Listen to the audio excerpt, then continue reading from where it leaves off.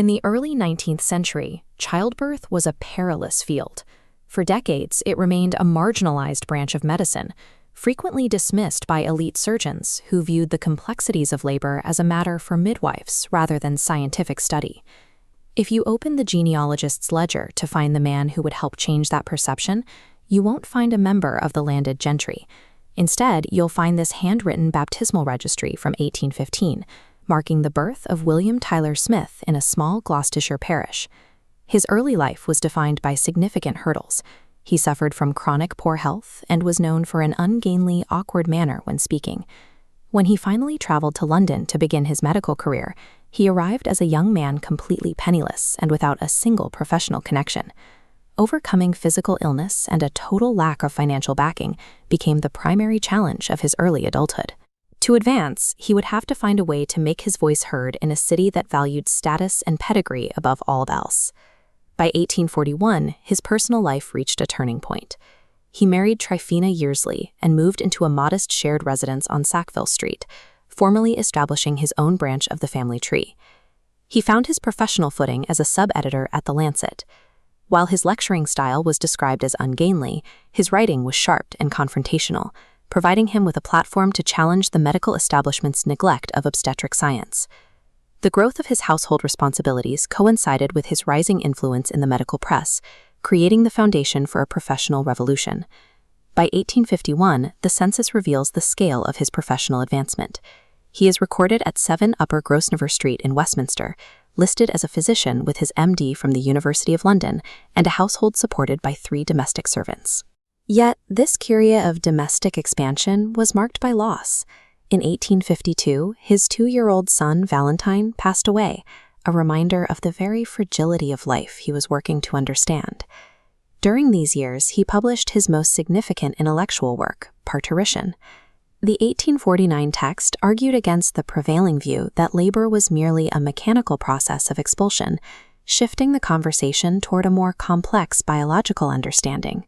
He applied the study of the nervous system to reproductive health, mapping the reflex function of the spinal cord onto the uterus. He categorized the motor forces of labor into 4 distinct actions: voluntary, emotional, reflex, and peristaltic. This physiological framework moved the study of childbirth away from the manual traditions of the past and into the domain of quantifiable science. Smith became a vocal advocate for surgical innovation, specifically defending the ovariotomy against critics who labeled the surgeons performing it as belly rippers. He argued that the risks of the operation were a necessary step toward treating otherwise terminal conditions. His standing as a public authority was further cemented in 1859, when he was called as an expert medical witness in the sensational Smethurst poisoning trial, where his evidence regarding the symptoms of pregnancy became a key part of the defense. In 1858, he led a group of medical reformers to found the Obstetrical Society of London, creating a formal institution to study women's health. Establishing this institutional architecture secured a permanent platform for the field, protecting practitioners from the professional marginalization Smith had faced at the start of his career. By the 1860s, his influence reached beyond the capital. The 1861 census shows his expansion to the Sussex coast, where he was now recorded as a wealthy landowner and a magistrate. In the town of Seaford, he applied medical hygiene to urban planning. He built sea defenses to prevent flooding and established a sanitarium, transforming a flight-prone village into a destination for convalescent health. His career ended abruptly on Whit Monday, 1873.